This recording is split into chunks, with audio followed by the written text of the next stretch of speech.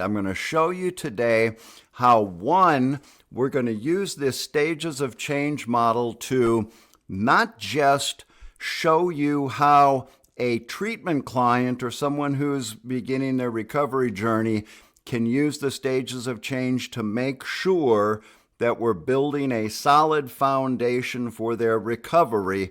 We're going to also show how family members can use this same stages of change process to guide you on your own recovery process. So this is sort of this awesome two-for-one thing, because I've been using this stages of change model in treatment for a long time. I am an advocate. I don't know if that's the right word. I'm sort of like a dog on a bone with treatment, wanting to make sure we're not allowing cracks to occur in the foundation. A lot of clients go, bottom line is, when we talk about treatment success rates, it's not uncommon to be aware that there can be sort of lousy treatment success rates, right? A lot of people go through rehab and don't stay sober. And quite a while back now, I started using this stages of change process as the most effective tool I found to be able to make sure to root out the cracks in the foundation before a treatment client leaves treatment. And so I'm going to start today showing you how that works for the clients. But then we got this second piece about family recovery. And, if you are a family member who's got a loved one in treatment, you're gonna start hearing that term. Well, you work on your own recovery. The family needs to be in recovery also. And that can be sort of an ambiguous, mysterious term for family members who, you get relatively limited exposure to the treatment program. If you have a weekly group that you go to, and that might be more than some treatment programs are able to provide, but you'll hear the counselor mention, now you work on your own recovery, and for as important and as involved a process as what family recovery can entail, we get relatively little time to even understand what that means. But that's the second part that I'm going to talk with you about today, is what this means to move into your own recovery. And the neat thing that I'm going to show you is that there's a paradox that occurs, and that's the fact that the family doing what they need to do to quote unquote get into your own recovery. I use the term peace of mind. I sort of landed on that term a while back. I was doing a webinar, and at the beginning of it, I said, one time, I said, my goal for you today is for you to get to a place that I like to call peace of mind. And I know that sounds relatively attractive for family members who are in the throes of the early stages of dealing with a loved one's substance use issue, right? The idea of being, you just like some peace of mind, I'd like to be able to relax, that sounds attractive. And I actually started using that term, as you'll see here. In plugging that in, I realized it's sort of synonymous with recovery. When we say family getting into recovery, this term peace of mind can actually apply there. And it's a good place to be able to get to. I'm going to show you exactly how we can do that. I'll take a quick second. If I haven't had the chance to meet you yet, again, my name's Jim Savage. I'm a licensed drug and alcohol counselor, been working in the addiction treatment field for a really long time. As I said, it's been over 30 years. I started working in the mid-'80s. I relapsed and ended up back in treatment and sort of started my career again. I've been sober for 36 years. And so I took a couple years off, and before I gradually got back into the treatment field. Sort of a main part of my career was I ran my own outpatient treatment program in the Dallas, Texas area for about 12 years. And it was out of that experience that I really gained an appreciation for how much, one, help families need in navigating this whole process, but two, how impactful the family can be in impacting the treatment outcomes. And it's also my experience that just the way that treatment is set up, we can't involve the families as much as the clients are involved, right? And so there are going to be inherent gaps between the client, the family, and the treatment team. And I started seeing that it's in those gaps is where things fall through the cracks, get dropped, and that's one of the biggest contributors to poor treatment outcomes is just communication problems between the client, the family, and the treatment team. So I decided to switch my focus after running that treatment program for a long time. I sold that, I went into private practice, and I turned my attention to working with families.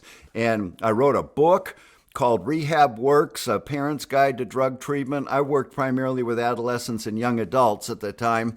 And so I wrote that book, Rehab Works, and I sort of developed a program for working with families who had a loved one in treatment. And then out of that, I started developing online video training, and I put the Rehab Works program together, an entire online educational program for families that, one of the ways I describe it, my specific purpose was to bridge those gaps by, bottom line is, allowing families to learn everything that the clients are learning in treatment, and then also adding some additional training, education in how to set boundaries and where is it appropriate, how you use that education that you're getting for what we would call treatment accountability. And that's a really big factor when we have the lack of accountability. I hate to say it, treatment clients don't like me telling you this, but lack of accountability is one of the biggest reasons that we end up having poor outcomes, is because lots of times the clients don't want to do everything that gets suggested in the treatment program. But when the family doesn't know what the treatment plan is, you're left sitting there, okay, well, we're not sure what we're supposed to be saying. We're not sure how we're supposed to be supporting this. So that's my purpose in Rehab Works. And today I do family coaching. I work with families and helping them get their loved ones into treatment and supporting you while your loved one's in treatment. I also do still work with individuals doing individual counseling and coaching. So this, as I said, this stages of change model it became an integral part of my Rehab Works course. The families that I work with are learning what I'm presenting here today very thoroughly, and we talk about how we can apply this to, as I've already said, one, making sure your loved one is developing a solid foundation, and two, helping you understand your path to recovery or peace of mind. So we're going to dive into this stages of change. I will say that I'm going to use the word foundation. It's been my experience that I'll make a sort of bold statement. It's not bold, it's just something I've observed. Most treatment clients, when they go through, or like say they go through residential treatment program, 30, 60 days in a residential treatment program, when they get discharged, they don't have an idea of how solid or not solid their recovery foundation is. I describe it as being like ice on the surface of the lake. From above, you might not be able to tell how thick it is. It could be 1/8 of an inch thick and a bird couldn't land on it, or it could be 3 feet thick and you could drive a truck across the lake. But it only makes sense that successful recovery is going to be directly contingent on or in proportion to how solid the foundation is, right? And so I say that we use this stages of change model to make sure that we've got a solid foundation. And I used to give this presentation at a treatment center once a month. I went in weekly and did lectures weekly, and so this would come around about once a month where I'd present this, and I could always count on there being a client there who had been there several months earlier. And so think about that. What that means is they discharged, they ended up back in treatment a few months later.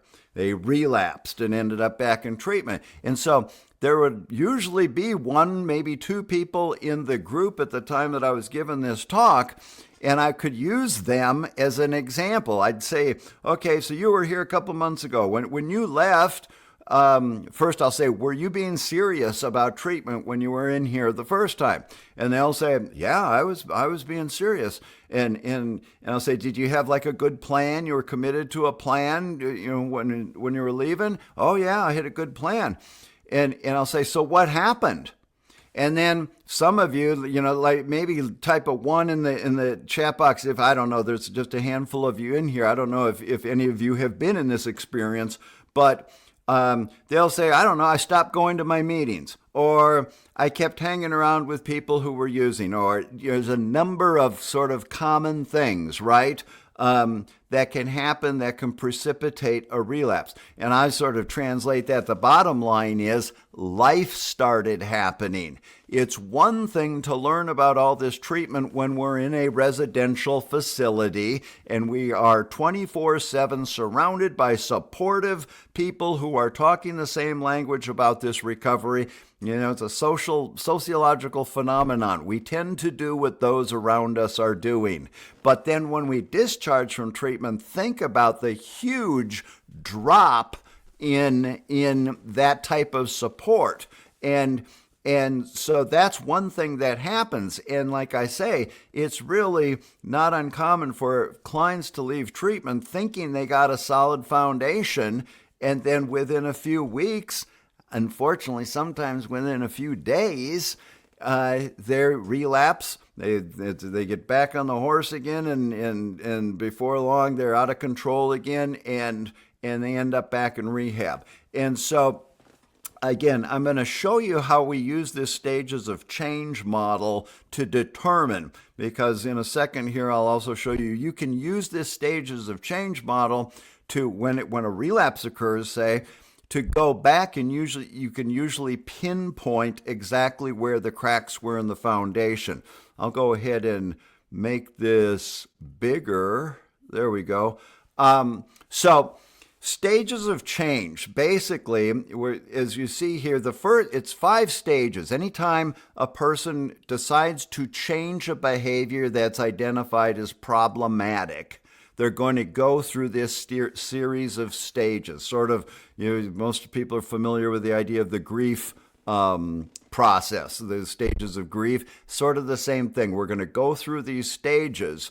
And so the first stage is called the pre-contemplation stage. That's the denial stage.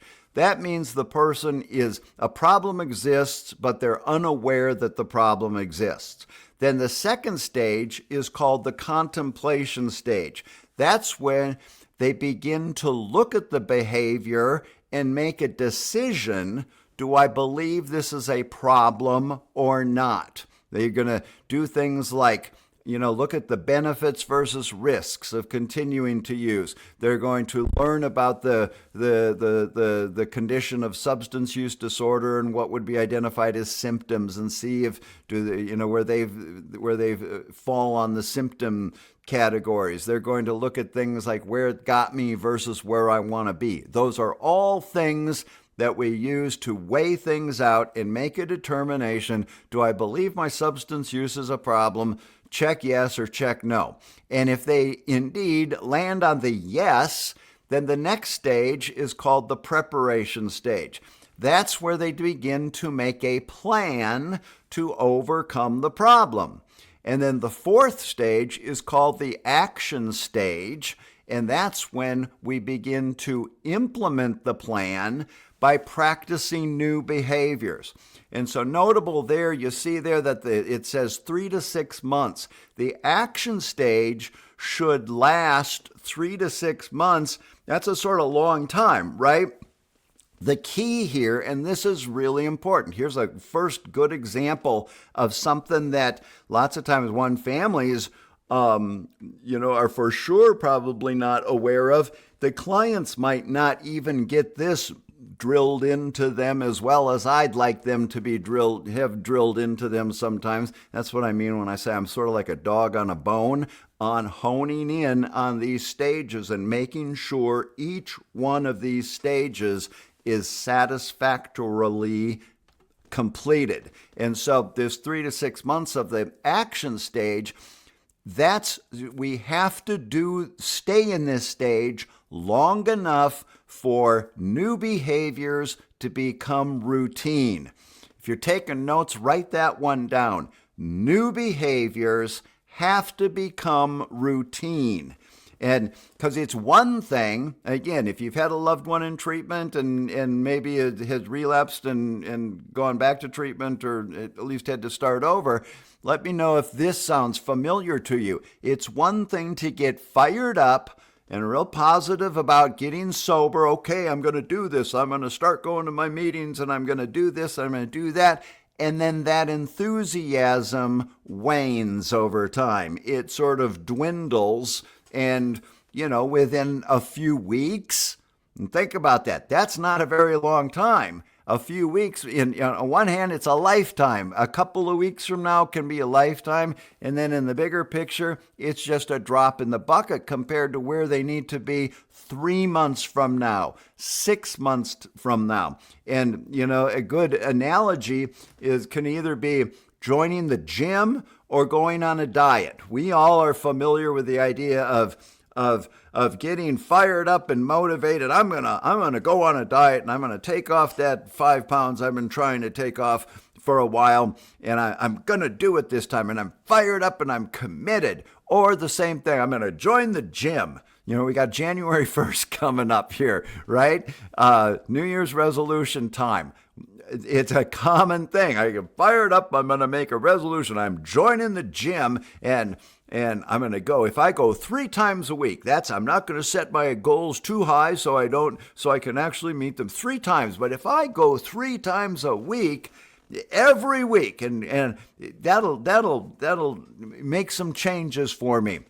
And then those new behaviors, we have to think about it a lot in the beginning, right? Okay, am I going to go today? I really don't feel like going no, I gotta make myself go. And then so we go, but then the next couple of days later, okay, I gotta go. And you know how easy it is to fall off that. And we went to the gym for maybe a week and a half and we never went back. And that might be okay if our life doesn't depend on being able to lose that weight or get ourselves in shape. And for some people that might be, but you get my point, because I'm going to compare that for someone who is trying to overcome a substance use disorder. They don't have the luxury of not of making this a novelty behavior for a couple of weeks and then lose interest in it. It has to become a routine, or in other words, a lifestyle. Working my recovery program, whatever that means, we'll get into that a little bit here today.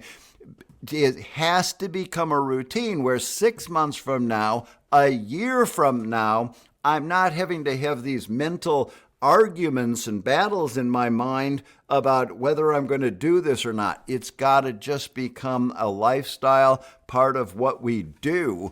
And so again, that first 3 to 6 months of starting to practice these new behaviors is critical. And I'll say it right now. That's why one thing why outpatient care is so critical following primary, if they start off in residential treatment, why it's so critical to stay involved in secondary phase of care. And even if they start off in outpatient treatment, still staying in some aftercare or secondary phase of professional care after that primary, because that's where the rubber really meets the road as far as needing support to keep them in line while they're struggling with making these new behaviors become routines. And then ultimately, that's going to lead us into the fifth stage, which is called the maintenance stage.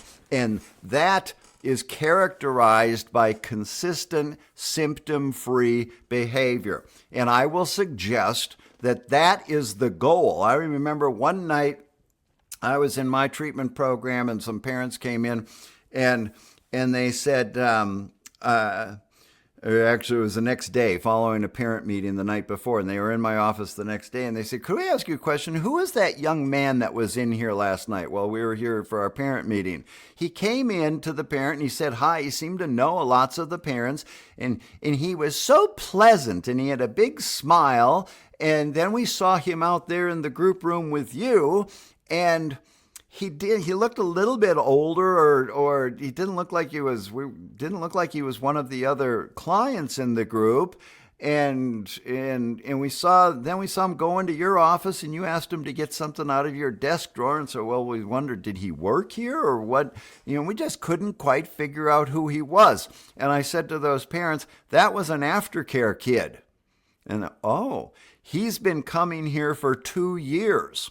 And they're like, huh? And I said, yes, and his parents were in the meeting with you last night. You were sitting next to his parents. And they said, oh, the people who said they've been coming here for 2 years. And I said, yeah. And they said, we were wondering about them. We thought they must be pretty sick if they're still having to come here 2 years later. And that was the first time, that specific incident, where it hit me. I said to those parents, you know what? When you checked your son into treatment here, you had no idea what you were getting yourself into.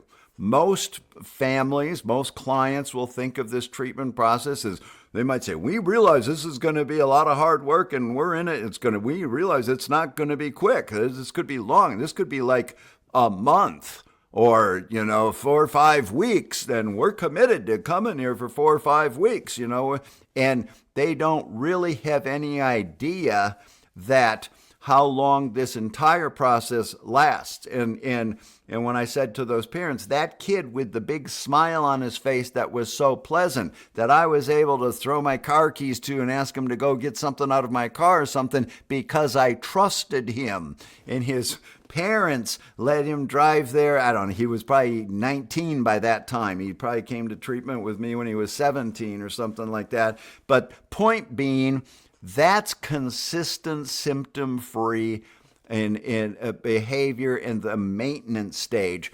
And that's every family's goal when you check your loved one into treatment, is for them to get to this place of the maintenance stage. And the one thing, value of this stages of change model is that it gives a realistic perspective of how long this takes. So, as I've been saying, this is like, you can use these to make sure we've got a solid foundation. And I'll talk for a second here about some examples of how this works. So, for example, one of the first rules of the stages of change is you can't skip stages. And more accurately, what happens unfortunately too frequently is we skim through that. Instead of skipping it all together, we might skim through it, breeze through it too quickly. And again, if a person relapses, you can usually go back and find out where the cracks were, and they're usually in either the contemplation stage or the preparation stage. So some common statements people hear when treatment starts to go south, and this is probably after they've gotten out of that primary phase, is after a while things are getting sort of a little ugly, and they're getting a little tired of people asking them about why aren't they working their program or whatever. And one day they might blow up and say, you know what, screw all this. I never believed I had a problem to begin with. And the families that I work with, I teach them that if you understand this stages of change stuff and you realize what the goal of this contemplation stage is, you're going to recognize, instead of getting all freaked out, if you hear your loved one say, "Screw this, I never believed I had a problem to begin with," even though they may have said it while they were in treatment. It's not uncommon for them to take those words back sometimes. And that's what I mean by a crack in the foundation. It's the third time I'm saying to now, I'm a dog on a bone in working with these stages of change. And the clients I work with, I make sure every which way, upside down, coming in from behind, making sure they are rock solid in their acceptance of them having a problem. And then here's an important one. Write this one down also. Ask the second question. If they say that, yes, my drug use is a problem, ask them, what does that mean? Because sometimes what happens is they're going to be like, yeah, okay, I admit it, it's a problem. And what's going on in their heads is they think that that's the hard work of treatment. Okay, you've got me, you beat me into submission, I accept it, I admit it, it's a problem. And they think that they're fixed because they admitted they had a problem. But again, I'm telling you that the clients are learning in treatment what it means to be diagnosed with substance use disorder, and there's a whole lot that goes into that the family usually doesn't have the advantage of or the opportunity to learn as well. That's why I make my videos in Rehab Works and I teach the families all this stuff, because that's going to take all the guesswork out and take you out of that position of saying, okay, I'm not sure if that's okay for you to be smoking pot as part of your recovery plan. But when they learn what it means to have a problem in all the characteristics of substance use disorder, I'm not going to take the time to go into this in depth right now, but I will just say this contemplation stage is the only place in the entire process. I'm going to skip ahead to this slide. It's the only time in this place where the motivation is going to occur to want to continue moving forward in the stages. It's in understanding what their condition is. Oh, I can't trust my thinking because my brain has changed as a result of my using, so I'm vulnerable to triggers. And when I get reminded of using, sometimes the voices go off in my head that tell me to use, even though I know I shouldn't, and I go ahead and use. But I understand that because I've learned that if I pick up after a period of abstinence, I'll probably pick up where I left off and it'll keep getting worse. And all the progress I've made in other life areas, whether it's my mental health issues or my job or my family relationship stuff, will be negatively affected as well if I start using again. And all of that ought to create respect for them, or again motivate them to get to the place of, I can't take a chance of that happening. I don't want that to happen.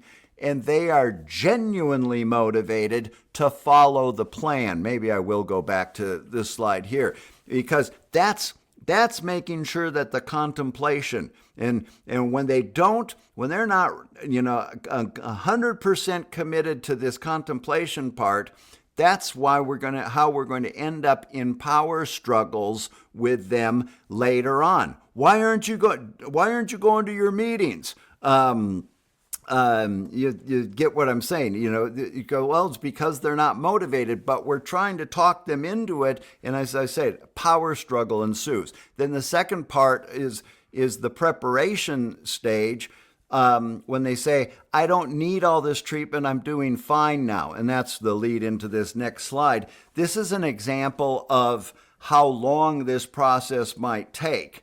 And and a typical, understanding the professional part of professional care piece of overcoming a problem typically starts out at a higher level of care and goes through a series of step downs in level of care.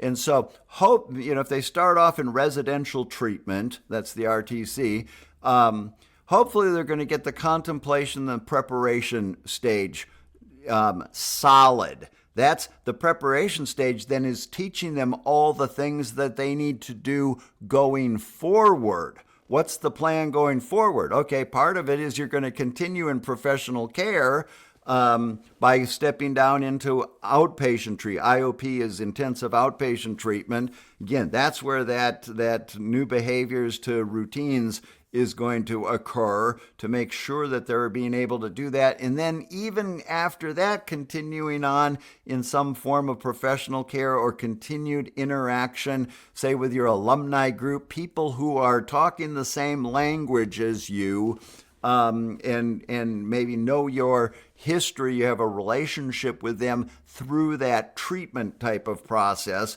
That's one thing of it, just agreeing to understanding this is going to be a long process. That's one part of the preparation. So a common thing that you might hear them say is, I don't need to go to IOP. And one of the things I tell the families, when you understand this, instead of trying to talk them into this, or, well, don't you think it would be a good idea to do that? What I advise my families that I work with is I just say, what's the treatment team's recommendation? We're going to stay out of power struggles with them, but we're going to put it back on them to take responsibility for that. And so lots of times they'll say, I'm done, I'm feeling fine, I don't think I need all this. It's important for us to have an idea of this bigger picture. There's some other examples of the preparation stage, such as the peer-based support stuff, relapse prevention, what kind of lifestyle changes do they make? Those all go into preparation stuff. I can still be around my friends and not smoke. If you understand, okay, the vulnerability to triggers, they're learning that in treatment. They might not want to listen to that, or they might not want to convey that to you. And so they might not give you the same story, but this is where it's valuable for you to understand and hold their feet to the fire to make sure, are you committing to a plan that's going to include decreasing your exposure to things that could remind you of using? That's called relapse prevention. And we want to make sure, ideally, before they discharge from their primary phase of care, that we can tick the boxes on all of these things. Are they agreeing to the peer-based support part? That's the 12-step recovery, or the celebrate recovery, or smart recovery. That's a difference between the professional care part. And again, sometimes they might get recommended to go to sober living, and they're telling you they don't think that they need to, but the counselor may have a very different opinion about that you might not be getting told about. And so for you, again, to be learning as much as you possibly can about this separately, that's going to put you in the position of then too knowing, in my Rehab Works course, we do a lot of work on then setting boundaries and helping families know what's the appropriate boundary to set, what's within your control, what's not within your control, and how you use your understanding of this treatment and addiction and recovery to set informed boundaries. That's a whole nother presentation I do on the informed boundary piece. But we're going to move on here. Because as you saw in our little pyramid, we went up one side. That was the client's journey. Now we're going to go through the family's journey. And before we start, I'm going to introduce you to a couple of folks here. This is Rachel and her father, Ricky. And Rachel was a treatment client of mine, 2005, 2006, 20 years ago, close to. And so Ricky was her father. That was a smart statement, wasn't it? Ricky would come. I would do speaking engagements, public presentations on family, for families and treatment stuff, and I would often have parents come and speak to share their experience on having a kid going through treatment and getting into recovery. And Ricky would speak for me a lot, and he gave me this quote one time when he was speaking to a group. He said, "At the time, I thought my daughter's addiction was the worst thing that ever could have happened to our family. Now I can say it's the best thing that ever happened to our family." And that's a pretty powerful statement. I run a parent group, same group that Ricky was in years ago. I've been doing the same parent group for all these years, and we refer to this statement a lot. And some of the parents that are in there now tell the newer parents, sometimes Jim says, or the way there was a dad that says, it's the best thing that ever happened to our family. That's where we're starting to get into this idea of family recovery as opposed to just the client's family. And the thing, when I look at this picture, I think this is such a powerful picture because one, there's two different looks. When I look at Rachel, you see that looks like joy, that looks like happiness, that looks like peace. And I know the backstory on here. I can tell you that it didn't always look that way. And obviously, like every other treatment client, there were some dark moments during their treatment experience. And Rachel did not always look like that. She has blossomed into a wonderful lady. She ended up working for me for a couple of years at my treatment program and has been just a really committed person in the recovery community. And she has blossomed. She's a wonderful person today.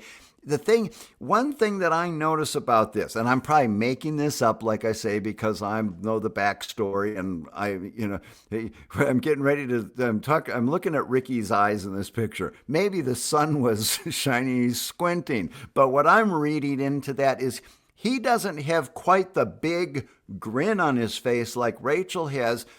I'm aware of all the hard work Ricky had to do helping Rachel navigate through that recovery. There were some moments that there were some tough decisions that had to be made during that treatment time, some of those critical times, but then ongoing. Ricky he got introduced, and he'll joke as along with some of the other parents around there, I didn't like Jim for the first 2 months that I met him because they didn't like some of the things that I was telling them that they ought to do. But then he's still, coming around 15 years later, and we're good friends. And he picked up the feather for beginning his own recovery journey. And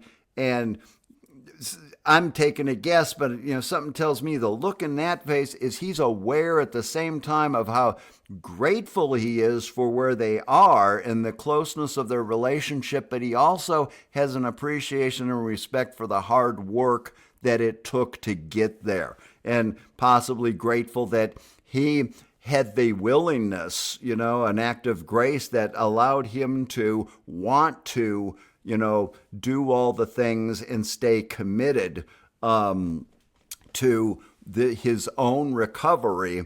And so again, best thing that ever happened for their family. So let's take a look at how this works going up the family side. So you're going to go through the same process, but when we first start this out, and there's the key word, when we first start this out, you're going to be in the denial stage also, but that's going to be related to your loved one's substance use. The problem exists, but you might not be aware of the problem. And then your contemplation is going to be that you're going to start looking at their problem and start wondering, is this a problem? Is this normal or not? You might start Googling, how do you tell if someone has a drug problem or not? And you start weighing things out. And when you land on the fact that, yes, you know what, I believe there's a problem, we need to do something about it. So the preparation stage would be you exploring options for addressing their problem. How do we organize an intervention? We start looking at treatment centers. What do we do? And then you develop that plan and you implement it. And so maybe you get them into treatment. And that's where a whole lot of work begins to happen for you on the action stage. But the key point here is, let me see if my next slide is going to show that. Yep. The first work that you're doing is focused on supporting your loved one's treatment. That's learning all the stuff I've spent a lot of time here already talking about, giving you some examples of learning what it means to be diagnosed with a substance use disorder, learning all that stuff that the clients are learning in treatment. You can go to school on that, get your own books, go through my courses and study all this stuff. There's a ton of stuff, and it can be overwhelming, can it? For supporting a loved one in treatment. The floorboard of your car is covered with pamphlets and brochures and things like this, and you've got a schedule. You're supposed to go to this meeting, and then you got this Zoom call, and then you got all this, and there's a lot to do, all in supporting your loved one's treatment. But here's the kicker. One of the things that you're going to start learning is about the family recovery piece. You're going to start hearing words like codependency, and you're going to start hearing the word Al-Anon. And again, unfortunately, you don't get as much time. If you were checked in 24/7 along with the clients, you would have a much better opportunity to let that Al-Anon codependency talk that they give you sink in and make more sense of it. But as it is now, you might hear it once a week or in a floating conversation now. And to make sure you're going, have you started going to Al-Anon? They might not have enough time to really explain it. You don't even know what it is. You want to participate. You want to do what it is that you're supposed to.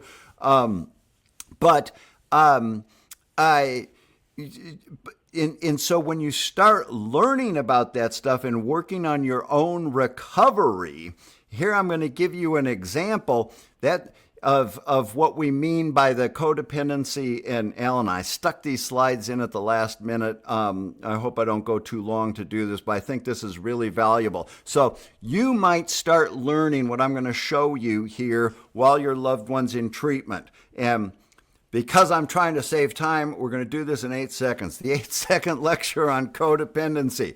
The first part of this, I don't know if my cursor, I don't think you can see my cursor when I'm using this right now, but we've got a substance there at the center. We've got a guy who uses that substance. Chemical dependency. The 8-second lecture on chemical dependency is that guy's life begins to revolve around the use of the substance. Bam. It's that simple. That's what addiction is. The user's life begins to revolve around the use of the substance. A lot of families, when I say that, they start to nod. Yep, that's it. That makes sense. So then the 8-second lecture on codependency is, unfortunately, that guy's got other people in his life. And codependency, what happens in this family system is those people's lives begin to revolve around his life, which is revolving around the use of the substance. What kind of a day they have depends on what kind of day the substance user has, which depends on his or her relationship with the mood-altering substance at any given moment. They are, in a sense, codependent. Nod if you can relate to that, or put a 1 in the chat box if you can relate to that. The families tend to begin to revolve around the use of the substance. And so the second slide that I've got here is the first step in family recovery is simply for the families to recognize this dynamic and step out of that dynamic, to disengage, to begin to take back your own control of how things are going. And so, again, I can go a lot longer on this in my boundaries lecture or my boundaries material, but I just want you to see that. There's a lot that goes into that. And And again, you'll probably hear that word Al-Anon is recommended as something for families to do, or read the book Codependent No More. That's a really good resource to help you start recognizing this. But this is a lot of work just in itself, because as we see, going back to our thing, this is an example of more of the work. You already got to learn all this stuff about addiction and diagnosis and what 12-step recovery is and relapse prevention. And also you got to learn about the codependency and the boundaries and the dynamics in the family system. But here's where the real double kicker is for families, and that's that you got to go back down to pre-contemplation, because we're going to identify this dynamic as a problem. I don't want to make that sound pejorative, but we've fallen into a habit or a pattern of self-defeating behaviors. And again, I can teach you a lot more in a different lecture on the dynamics of how that happens, but we end up enabling or disengaging in an unhealthy way. All those self-defeating behaviors end up, when we start understanding, actually are contributing to the problem. And we're allowing it to continue. And so that's what we may have a problem. If we use just a generic term, codependency, just for simplistically, a label. Okay, I'm codependent. I've been engaging in some unhealthy behaviors that have allowed the problem to continue, but I haven't been able to see that yet. So you see what I mean by we've got to come out of the denial stage and start looking at our own behaviors and make a decision. Is this a problem? And the families that I work with, they do get to be able to see this, but it's new at first. It's like their eyes opening up for the first time. Oh my God, I see how I've been. I get fear every time that I have to set a boundary, and I'm starting to see how I've allowed wiggle room in my boundaries, and they've taken advantage of that, and that's why we haven't ever made any progress in this. And it starts sinking in. We start getting sort of a feeling in the pit of our gut. Oh, okay, I can see. And then hopefully, if we're also getting the supplemental information on, again, the things like Al-Anon, resources like Al-Anon. I'm a big advocate of Al-Anon. I won't say it's the be-all, end-all, but I sure, encourage you to explore that. It takes a lot to understand how this Al-Anon even works, though. That's one of the main things I work with with families, is helping them how to understand what it is that you're supposed to be getting out of Al-Anon, because ultimately it goes straight to the solution to getting out of that dynamic. Al-Anon is that yellow bar in there of removing yourself from dysfunctional boundaries.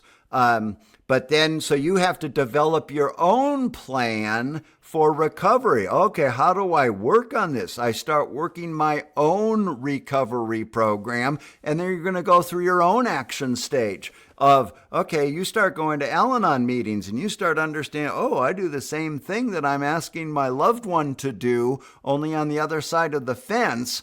But I will tell you that is the beautiful thing of when the families start understanding. And I think the best way I can say this is I have a diagram in one of my pieces of material where we've got a circle with the client, the substance user at the center, and all the people around it, and they're all focused in on them, making the point that we treat them as what we call the identified problem.